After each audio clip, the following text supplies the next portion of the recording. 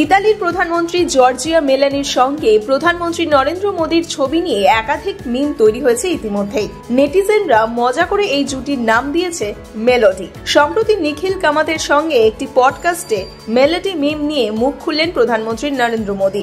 দুই রাষ্ট্রনেতার একটি মিম ভাইরাল হয়েছিল সোশ্যাল মিডিয়ায়। ভারতের প্রধানমন্ত্রী এবং ইতালির প্রধানমন্ত্রী জর্জিয়া মেলানির বন্ধুত্বপূর্ণ সম্পর্ককে মজাও করেছিলেন নেটিজেনরা। পিপল সিরিজের একটি পডকাস্টে কামাত প্রধানমন্ত্রীর সঙ্গে ইতালির সম্পর্ক নিয়ে মজার ছলেই বলেন, আমার প্রিয় খাবার পিৎজা, আর পিৎজা তো ইতালির খাবার।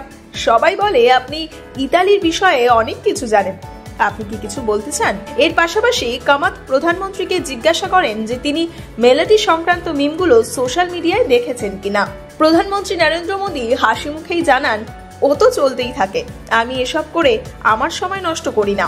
মেলোডি মিমটি গত বছরের সেপ্টেম্বরে ইতালিতে G7 সামিটের একটি ভিডিওর পর ভাইরাল হয়। আর ওই ভিডিওতে দেখা গিয়েছিল প্রধানমন্ত্রী মোদী এবং জর্জিয়া মেলানি হাসি ঠাট্টায় মেতে আছেন। সামিটের পর মেলানি একটি সেলফি ভিডিও শেয়ার করে লেখেন, মেলোডি টিমের পক্ষ থেকে শুভেচ্ছা। প্রধানমন্ত্রী মোদী সেই পোস্টে উত্তর দিয়ে লিখেছিলেন, ভারত ইতালির বন্ধুত্ব দীর্ঘজীবী হোক। তবে এই মেলোডি মিমের মাধ্যমে নতুন দেশের বন্ধুত্বপূর্ণ সম্পর্ক সামনে এসেছে এমনটাই মনে করছেন বিশেষজ্ঞ মহল।